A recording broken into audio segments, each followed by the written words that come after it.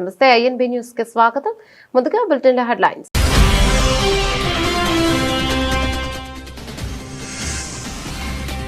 America ప్రభుత్వంలో పెను సంక్షోభం, నేటి నుంచి 1,00,000 మంది ఉద్యోగులు ఇంటికి.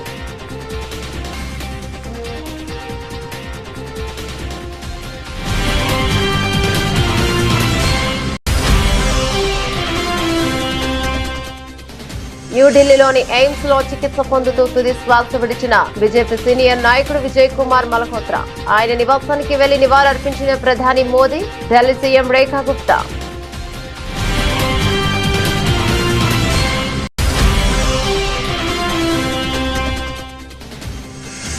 ఆసియాకు ఫైనల్ ట్రోఫీ వివాదంపై స్పందించిన captain Surya, ICC chief Mohsin Naqvi trophy తీసుకొని పారిపోయారంటూ సంచలన ఆరోపణ.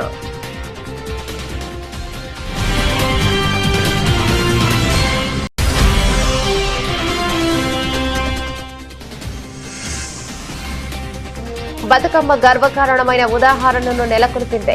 దేశ రాజధానిలో జరిగిన బతుకమ్మ వేడుకలపై ప్రధాని మోదీ స్పందన.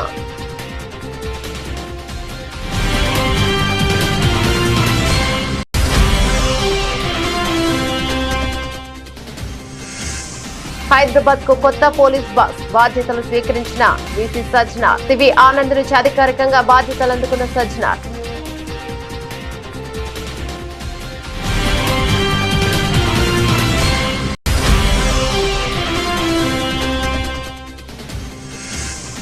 జీఎస్టీ ప్రయోజనాలను రాష్ట్రంలోని ఇంటింటికి తీసుకెళ్లేలా ప్రభుత్వం కార్యాచరణ. ఇందులో భాగంగా ఏర్పాటైన కేబినెట్ సబ్ కమిటీతో సీఎం చంద్రబాబు సమీక్ష.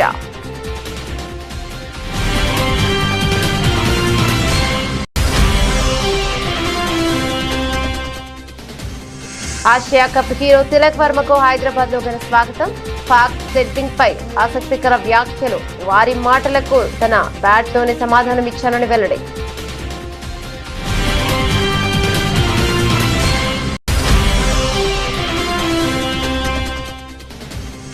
సొంత నియోజకవర్గంలో హోంమంత్రి అనిత వాహనాన్ని అడ్డుకున్న మత్స్యకారుడు. బల్క్ డ్రగ్ పార్క్ ను రద్దు చేయాలని స్థానికుల డిమాండ్. కమిటీ హామీతో భేదం.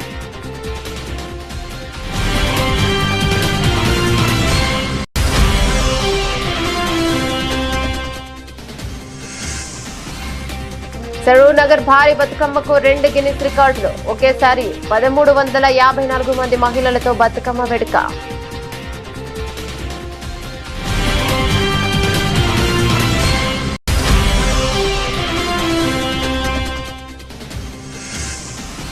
వైఫల్యాలపై సమాధానం చెప్పుకోలేని దుస్థితిలో కూటమి ప్రభుత్వం. మండిపడ్డ మాజీ ఎమ్మెల్యే టీజేఆర్ సుధాకర్ బాబు.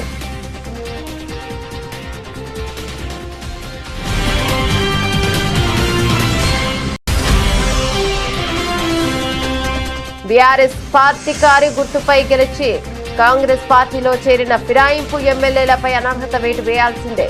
స్పీకర్ కు స్పష్టంగా చెప్పిన BRS Janagama MLA Palla Rajeshwar Reddy.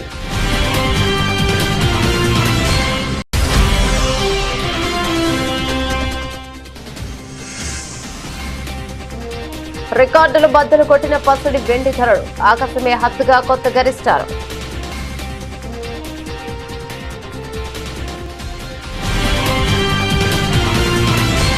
Details చూస్తే అమెరికా ప్రభుత్వ యంత్రాంగం చరిత్రలోనే కనీవిని ఎరుగని సంక్షోభాన్ని ఎదుర్కొంటోంది. డొనాల్డ్ ట్రంప్ పాలన తీసుకున్న సంచలన నిర్ణయాల ఫలితంగా నేటి నుంచి ఏకంగా 1,00,000 మంది ఫెడరల్ ఉద్యోగులు తమ విధులకు దూరమవుతున్నారు. అమెరికా చరిత్రలోనే అతిపెద్ద సామూహిక నిష్క్రమణగా నిపుణులు దీనిని అభివర్ణిస్తున్నారు. ఈ ఏడాది చివరి నాటికి ఈ సంఖ్య 3 లక్షలకు చేరుకుంటుందని అంచనా వేస్తున్నారు. ఇది రెండో ప్రపంచ యుద్ధం తర్వాత ఒకే ఏడాదిలో ఇంత పెద్ద సంఖ్యలో ప్రభుత్వ ఉద్యోగులు వైదొలగడం ఇదే మొదటిసారి. ట్రంప్ ప్రభుత్వం డిఫర్ట్ రెసిగ్నేషన్ ప్రోగ్రామ్ DRC పేరుతో ఒక ప్రత్యేక పథకాన్ని ప్రవేశపెట్టింది. దీని ప్రకారం ఉద్యోగులు స్వచ్ఛందంగా రాజీనామా చేస్తే సెప్టెంబర్ 30 వరకు ఎలాంటి పని చేయకుండానే పూర్తి జీతభత్యాలు పొందే అవకాశం కల్పించింది. దీనికి తోడు కొత్త నియామకాలపై నిషేధం, అనవసరమైన ఉద్యోగుల తొలగింపు వంటి చర్యలు చేపట్టడంతో చాలా మంది ఉద్యోగులు ఒత్తిడితో రాజీనామా బాట పట్టారు. ప్రభుత్వ సామర్థ్యాన్ని పెంచేందుకే ఈ సంస్కరణలు అని ట్రంప్ సర్కార్ సమర్థించుకుంటుండగా ఇది ప్రభుత్వ వ్యవస్థను నిర్వీర్యం చేయడమేనని విమర్శకులు ఆరోపిస్తున్నారు. అన్నారు. ఈ విధానాలను సవాలు చేస్తూ ఉద్యోగ సంఘాలు కోర్టును ఆశ్రయించిన సుప్రీంకోర్టు 8-1 తేడాతో ప్రభుత్వ చర్యలు సమర్థించడం గమనార్హం. న్యూఢిల్లీలోని ఎయిమ్స్ లో చికిత్స పొందుతూ సీనియర్ బీజేపీ నాయకుడు విజయ్ కుమార్ మల్హోత్రా తుది శ్వాసను విడిచారు. ఈ విషయం తెలుసుకున్న ప్రధానమంత్రి నరేంద్ర మోదీ విజయ్ కుమార్ మల్హోత్రా నివాసానికి వెళ్లి వారి భౌతిక కాయానికి నివాళులు అర్పించారు. అనంతరం మల్హోత్రా కుటుంబ సభ్యులను కూడా కలిసి వారిని పరామర్శించి మనోధైర్యం కల్పించారు. మరోవైపు Delhi CM Rekha Gupta BJP senior నేత మల్హోత్రా పార్థివ దేహానికి నివాళులర్పించారు. ఈ సందర్భంగా ఆమె మాట్లాడుతూ ఆయన ఢిల్లీలో తొలి మెట్రోపాలిటన్ కౌన్సిలర్ మరియు నగరానికి పునాది వేశారని అన్నారు. ప్రస్తుత ఢిల్లీలోని ప్రతి అంశం ఆయన గణనీయమైన సహకారాన్ని చూపిస్తోందని గుర్తు చేశారు. हमारे वरिष्ठतम नेता, दिल्ली जनसंघ के पहले अध्यक्ष और दिल्ली सरकार में भी जब राज्य सरकार नहीं थी मेट्रोपॉलिटन काउंसलर होते थे, तो वो प्रथम मेट्रोपॉलिटन काउंसलर दिल्ली के रहे. एक तरह से माने तो तब के मुख्यमंत्री के प्रोफाइल में काम उनके द्वारा किया जाता था. दिल्ली की हर वो नींव की ईंट उनके द्वारा रखी गई. एक एक स्वरूप जो दिल्ली का आज दिखाई देता है, उसमें एक बड़ी महत्वपूर्ण भूमिका आदरणीय विजय कुमार जी की रही.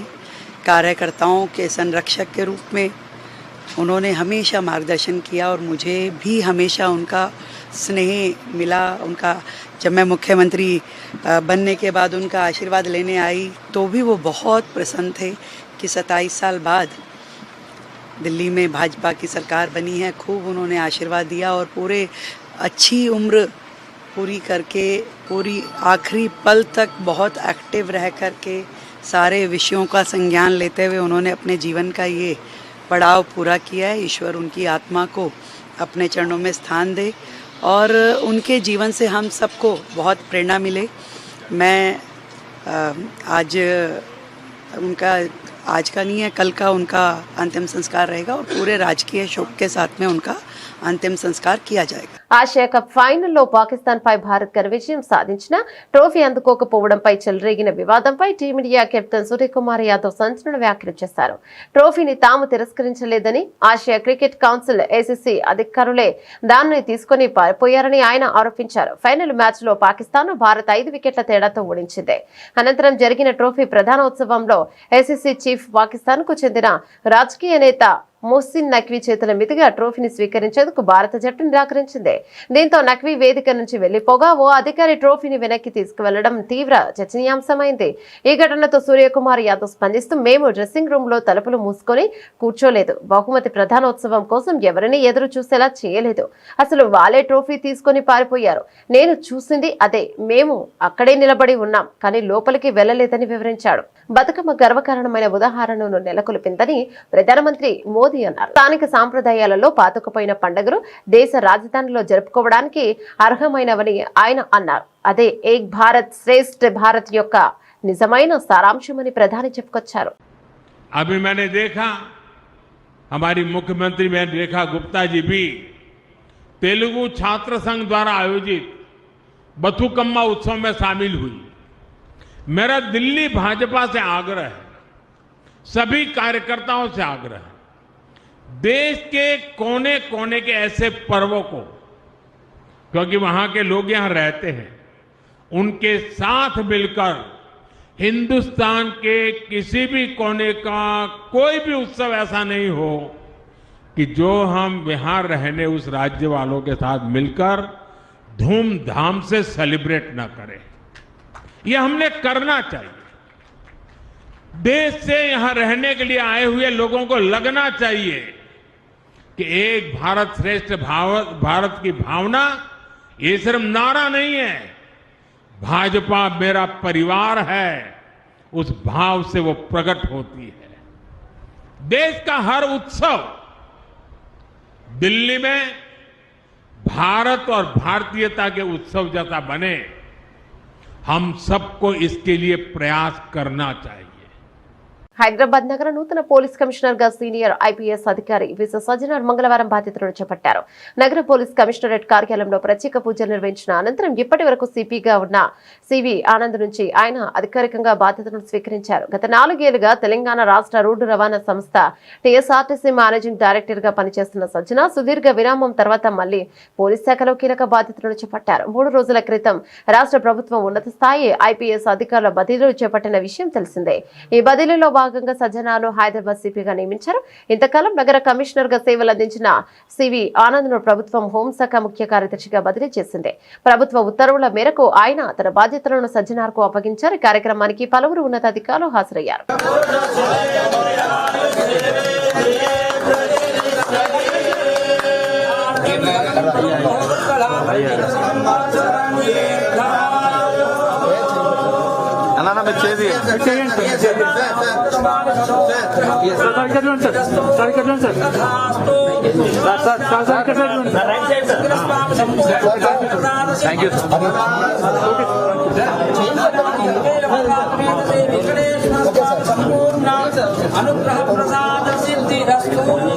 సార్ కొంచెం మీరు back sir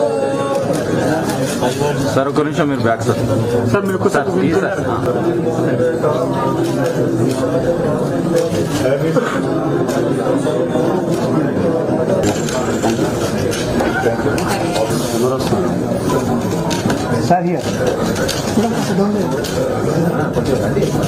super GST super savings పేరిట రాష్ట్ర ప్రభుత్వం జీఎస్టీ ప్రయోజనాలను రాష్ట్రంలోని ఇంటింటికి తీసుకెళ్లేలా కార్యాచరణ చేపట్టింది. ఇందులో భాగంగా ఏర్పాటైన కేబినెట్ సబ్ కమిటీ ముఖ్యమంత్రి చంద్రబాబు తన క్యాంపు కార్యాలయంలో వీడియో కాన్ఫరెన్స్ ద్వారా సమీక్షించారు.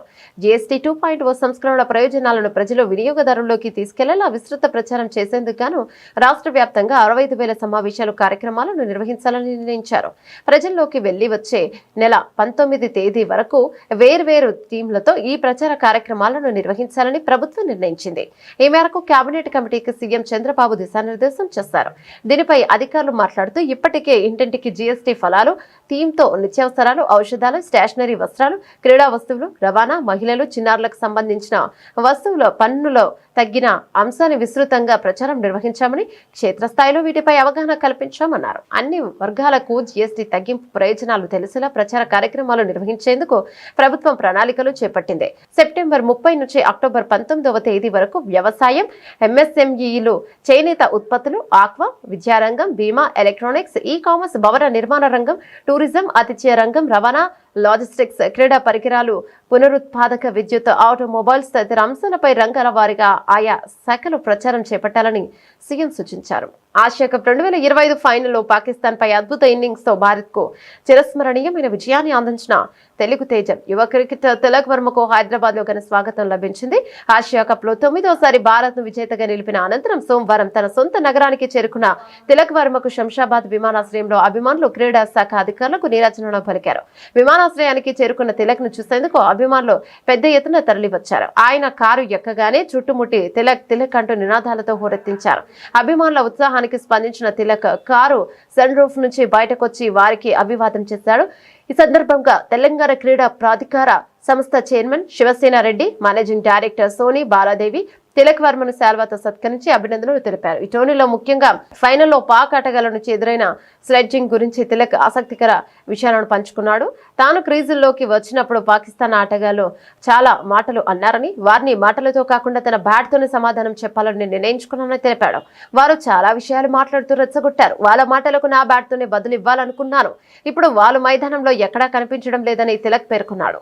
ఆంధ్రప్రదేశ్ హోంశాఖ మంత్రి వంగలపూడి అనితకు తన సొంత నియోజకవర్గంలోని తీవ్ర నిరసన ఎదురైంది. అనకాపల్లి జిల్లా నక్కపల్లి మండలం రాజయ్యపేటలో ఏర్పాటు చేయతలపెట్టిన బర్గ్ డ్రగ్ పార్క్ వ్యతిరేకంగా స్థానిక మత్స్యకారులు పెద్ద ఎత్తున ఆందోళనకు దిగారు. సోమవారం గ్రామానికి వచ్చిన మంత్రి అనిత కాన్వాయ్ను అడ్డుకోవడంతో అక్కడ తీవ్ర ఉద్రిక్తత నెలకొంది. గత 16 రోజులుగా బర్గ్ డ్రగ్ పార్క్ ను వ్యతిరేకిస్తూ రాజయ్యపేట మత్స్యకారులు నిరసన శిబిరంలో ఆందోళన చేస్తున్నారు. ఈ పార్క్ ఏర్పాటు వల్ల తమ సముద్ర తీరం కాలుష్యానుసారంగా మారుతుందని, ఇది తమ జీవనాధారమైన చేపల వేటను దెబ్బతీయడమే కాకుండా ప్రాణాలకే ముప్పు తెస్తోందని వారు ఆవేదన వ్యక్తం చేస్తున్నారు. బర్గ్ డ్రగ్ పార్క్ కంటే ఉరితాళ్లే మేలు అంటూ ప్రభుత్వానికి వ్యతిరేకంగా నినాదాలు చేశారు. క్రమంలో ధర్నా శిబిరాన్ని సందర్శించేందుకు వచ్చిన మంత్రి అనితకు స్థానికులు ఊహించని రీతిలో నిరసన తెలిపారు. ఆమె ప్రయాణిస్తున్న మార్గంలో చెట్లను నరికి అడ్డంగా పడేసి కాన్వాయ్ను నిలిపేశారు.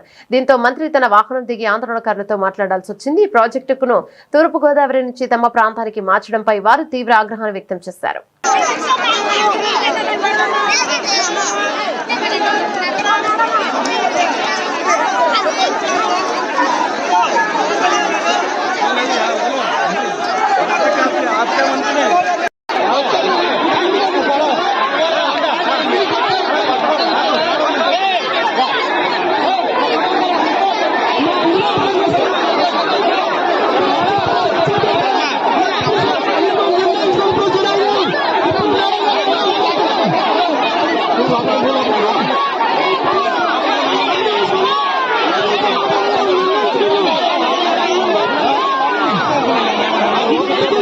తెలంగాణ సాంస్కృతిక ప్రతీక అయిన బతుకమ్మ పండుగ 2 గిన్నీస్ రికార్డులను సొంతం చేసుకుంది. హైదరాబాద్ లోని సరూర్ నగర్ మైదానంలో నిర్వహించిన బతుకమ్మ ఉత్సవం ఈ ఘనత సాధించింది.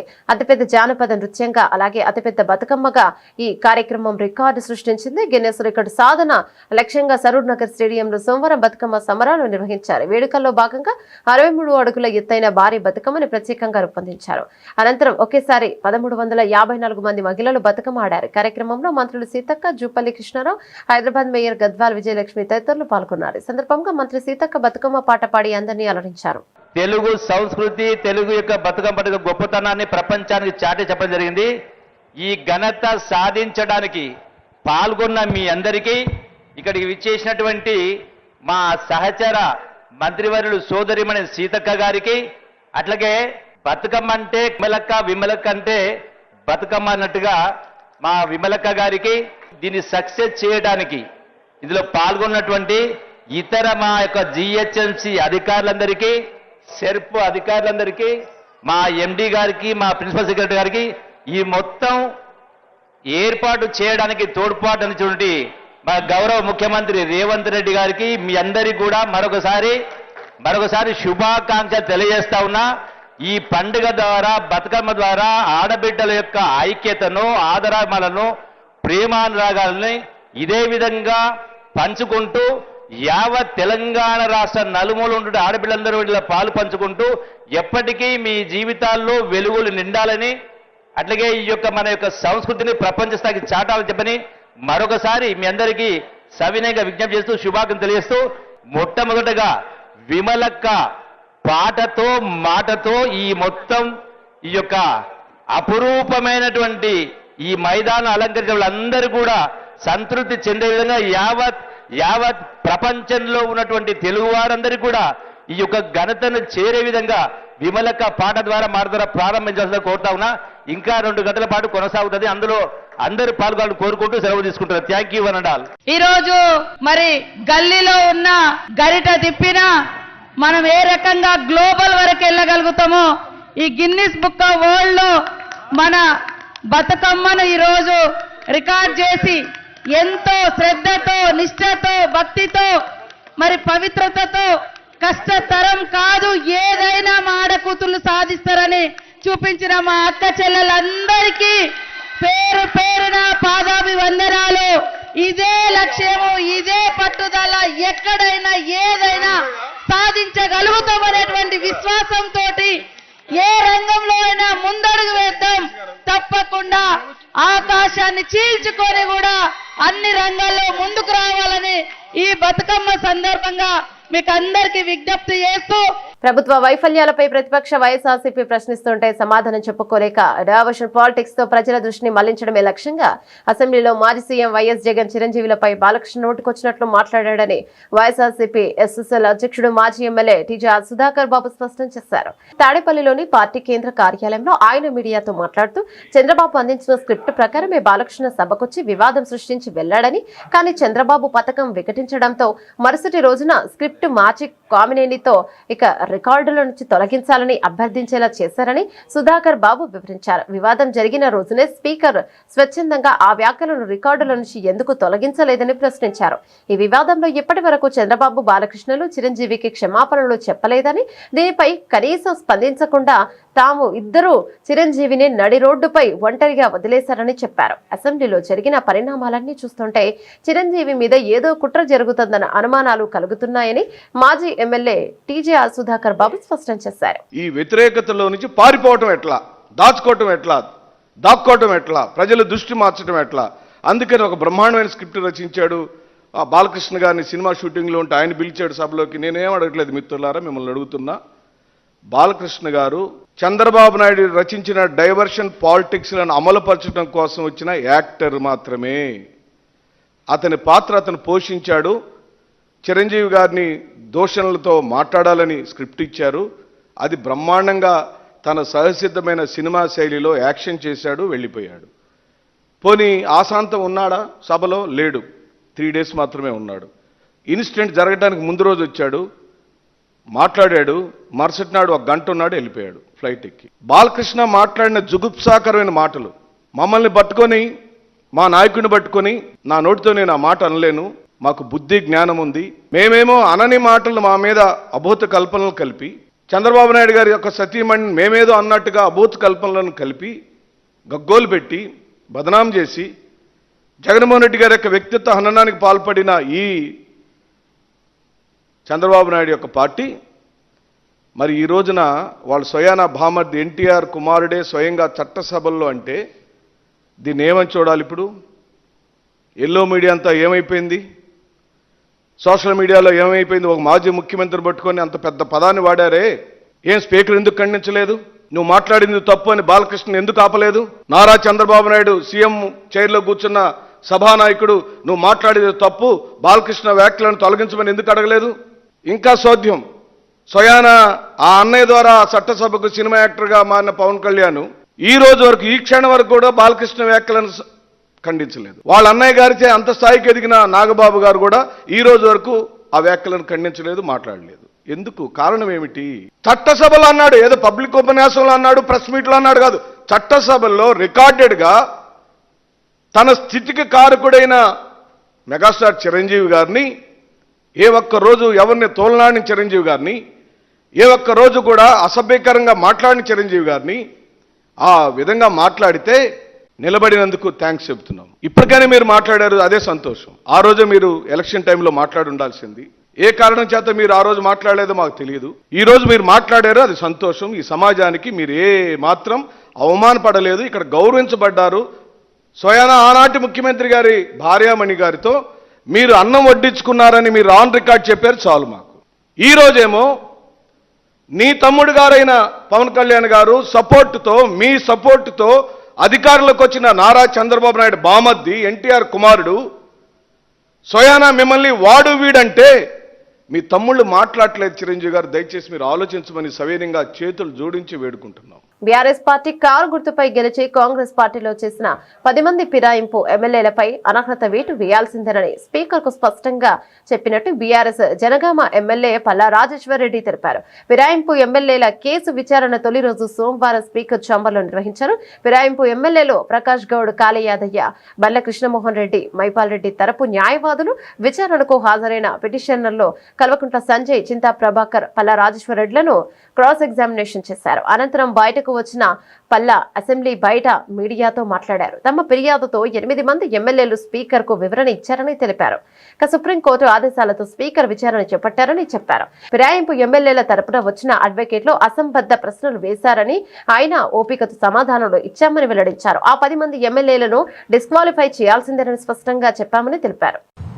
ఈ రోజున ఈ రాష్ట్రంలో 10 మంది బీఆర్ఎస్ ఎమ్మెల్యేలు కాంగ్రెస్ పార్టీలో చేరిన విషయం 4 కోట్ల తెలంగాణ ప్రజానీకానికి తెలుసు. అందులో 8 మంది స్పీకర్ గారి దగ్గర మేమిచ్చిన అఫిడవిట్ కి, సుప్రీంకోర్టు డెసిషన్ తర్వాత మేమిచ్చిన అఫిడవిట్ కి వాళ్ళు రిప్లై అఫిడవిట్ ఇవ్వడం, మమ్మలను మొదటి దశలో విచారణకు పిలవడం జరిగింది. ఈ విచారణలో ఈ రోజున 4 ఎమ్మెల్యేలకు వ్యతిరేకంగా మొట్టమొదలు డాక్టర్ సంజయ్ గారు, ప్రకాష్ గౌడ్ గారికి వ్యతిరేకంగా పిటిషన్ ఇవ్వడం జరిగింది. చింతా ప్రభాకర్ సంగారెడ్డి ఎమ్మెల్యే గారు, ఇద్దరు ఎమ్మెల్యేలు, ఒకటి మహిపాల్ రెడ్డి, రెండోది కాళ యాదవ్ గారికి ఇవ్వడం జరిగింది. నాలుగోది నేను బండ్ల కృష్ణమోహన్ రెడ్డికి వ్యతిరేకంగా పిటిషన్ ఇవ్వడం జరిగింది. చట్ట ప్రకారం టీఆర్ఎస్ పార్టీ తరఫున, అదేవిధంగా అసెంబ్లీ రూల్స్ ప్రకారం మేము ఇచ్చిన పిటిషన్లను స్పీకర్ గారు అనుమతించాల్సి వచ్చింది. గత 20 సంవత్సరాల్లో చేయని విధంగా ఇవాళ సుప్రీంకోర్టు ఇన్వాల్వ్మెంట్ తో ఇవాళ స్పీకర్ గారు ఆఫీస్ కూడా ఇవాళ ఈ నిర్ణయం తీసుకొని ఈ యొక్క విచారణను చేయడం జరుగుతున్నది.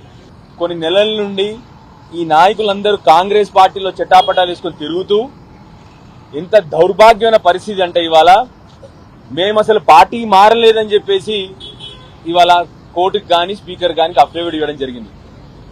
స్పీకర్ గారి మీద మాకు పూర్తి నమ్మకం ఉంది. అన్ని కూడా ఎవిడెన్స్లు స్పీకర్ సాక్షిగా ఉన్నారు, ప్రజలు సాక్షిగా ఉన్నారు, 4 కోట్ల తెలంగాణ ప్రజలు చూస్తా ఉన్నారు. వీళ్ళు పార్టీ మారలేదనడం ఇంత సిగ్గుచేటు ఇంకెక్కడా ఉండదు. మీకు నిజంగా సిగ్గుంటే, మీకు నిజంగా చీము నెత్తురుంటే దయచేసి వెంటనే రాజీనామా చేసి ప్రజల ముందరికెళ్లి మీరు చేసిన తప్పును ఒప్పుకోండి. ప్రజలు ఏ నిర్ణయిస్తారో ఆ నిర్ణయాన్ని కట్టుబడి ఉందాము. అన్నిటికంటే దారుణం ఏంటంటే ఇవాళ మీరు రాసిన వ్యాసాలు కూడా, మీరు ప్రచురించిన వ్యాసాలు కూడా నిజము కాదని చెప్పే పరిస్థితికి వచ్చినది. అంటే మీరు వార్తలు రాసినవి కూడా నిజము కాదంట. ఇవాళ మీ బంతిలో కూడా కోర్టు ఉంది. మీ బంతిలో అంటే మా జర్నలిస్టుల బంతిలో కూడా కోర్టు ఉంది. మీరన్నీ ప్రచురించినవి, మీరు టీవీలలో చూపెట్టినవి కూడా నిజము కాదన్న పరిస్థితిలో ఆ 8 మంది ఎమ్మెల్యేలు ఉన్నారు. ఇవాళ బులియన్ మార్కెట్ లో ధరల మూత మోగుతోంది. బంగారం, వెండి ధరలు సోమవారం సరికొత్త రికార్డులు సృష్టించి ఆల్ టైమ్ గరిష్ట స్థాయికి చేరాయి. దేశీయ మార్కెట్ లో ఈ పెరుగుదల అనూహ్యంగా ఉండడంతో పెట్టుబడిదారులు సంబరాల్లో మునిగిపోయారు. ముఖ్యంగా వెండి ధరలో కనీవిని ఎరుగని రీతిలో భారీ పెరుగుదల నమోదైంది. ఢిల్లీ స్పాట్ మార్కెట్ లో సోమవారం ఒక్కరోజే కిలో వెండి ధరపై ఏకంగా 7,000 రూపాయలు పెరిగి 1.5 లక్షల మైలురాయిని తాకింది. గత వారం రోజుల్లోనే కిలో వెండిపై 19,500 పెరగడంతో గమనార్హం. మరోవైపు 10 గ్రాముల స్వచ్ఛమైన బంగారం ధర 1,500 పెరిగి 1,19,500 వద్ద స్థిరపడింది. ఈ ఏడాది ప్రారంభం నుంచి బంగారం నుండి వెండి పెట్టుబడిదారులకు లాభాల పంట పండించాయి. గత ఏడాది డిసెంబర్ 31 నాటి ధరలతో పోలిస్తే 10 గ్రాముల బంగారంపై ఇప్పటి వరకు 40,550, 51.36% లాభం రాగా, కిలో వెండిపై 60,300, 67.22% రాబడి వచ్చింది. ఇక ఇదే సమయంలో దేశీయ స్టాక్ మార్కెట్ సూచీలైన సెన్సెక్స్, నిఫ్టీలు ఎలాంటి లాభాలు ఇవ్వకపోవడంతో పెట్టుబడిదారుల దృష్టి బులియన్ మార్కెట్ పై కేంద్రీకృతమైంది. ఈ ధరల పెరుగుదల ప్రభావం తెలుగు రాష్ట్రాల్లోనూ స్పష్టంగా కనిపించింది. హైదరాబాద్ మార్కెట్ లో 10 గ్రాముల మేలిమి బంగారం ధర 1,16,400 పలకగా, కిలో వెండి ఏకంగా 1.59 లక్షల వద్ద ట్రేడ్ అవుతుంది. గత వారం ప్రొద్దుటూరులో బంగారం ధర 1.19 లక్షలు, విశాఖలో వెండి 1.59 లక్షల రికార్డు స్థాయికి చేరిన విషయం తెలిసిందే. బులెటిన్ ముగించే ముందు హెడ్లైన్స్ మరోసారి.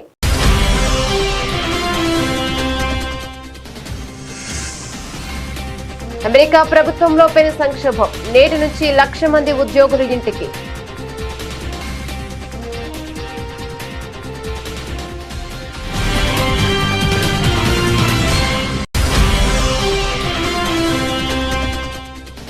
న్యూఢిల్లీలోని ఎయిమ్స్ లో చికిత్స పొందుతూ తుది శ్వాస విడిచిన బీజేపీ సీనియర్ నాయకుడు విజయ్ కుమార్ మల్హోత్రా. ఆయన నివాసానికి వెళ్లి నివాళులర్పించిన ప్రధాని మోదీ, ఢిల్లీ సీఎం రేఖా గుప్తా.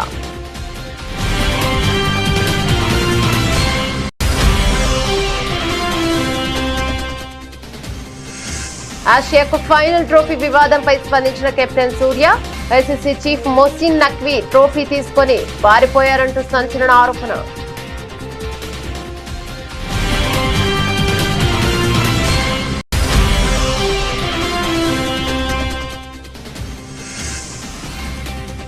బతుకమ్మ గర్వకారణమైన ఉదాహరణను నెలకొల్పింది. దేశ రాజధానిలో జరిగిన బతుకమ్మ వేడుకలపై ప్రధాని మోదీ స్పందన.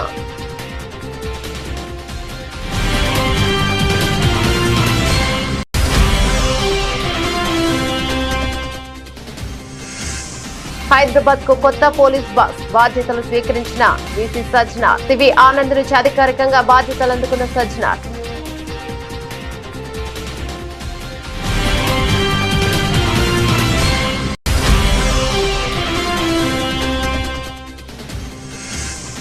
జీఎస్టీ ప్రయోజనాలను రాష్ట్రంలోని ఇంటింటికి తీసుకెళ్లేలా ప్రభుత్వం కార్యాచరణ.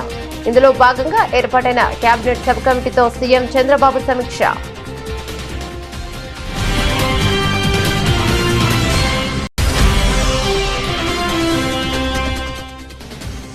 ఆసియా కప్ హీరో తిలక్ వర్మకు హైదరాబాద్ లో ఘన స్వాగతం. పాక్ సెట్టింగ్ పై ఆసక్తికర వ్యాఖ్యలు. వారి మాటలకు తన బ్యాట్ తోనే సమాధానం ఇచ్చానని వెల్లడి.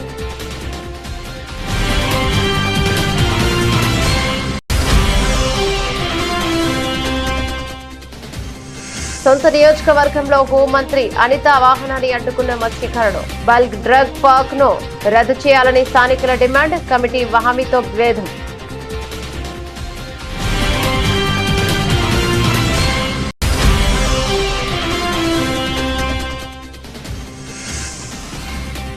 సరూర్ నగర్ భారీ బతుకమ్మకు 2 గిన్నిస్ రికార్డులు. ఒకేసారి 1354 మంది మహిళలతో బతుకమ్మ వేడుక.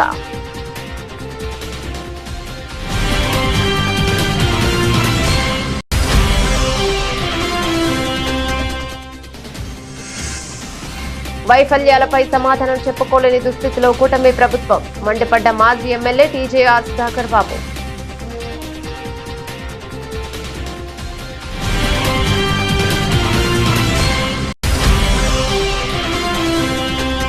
బీఆర్ఎస్ పార్టీ కారు గుర్తుపై గెలిచి కాంగ్రెస్ పార్టీలో చేరిన ఫిరాయింపు ఎమ్మెల్యేలపై అనర్హత వేటు వేయాల్సిందే.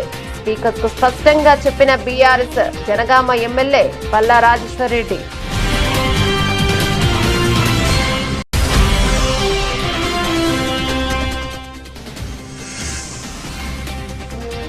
రికార్డులు బద్దలు కొట్టిన పసుడి వెండి ధరలు. ఆకాశమే హద్దుగా కొత్త గరిష్టాలు.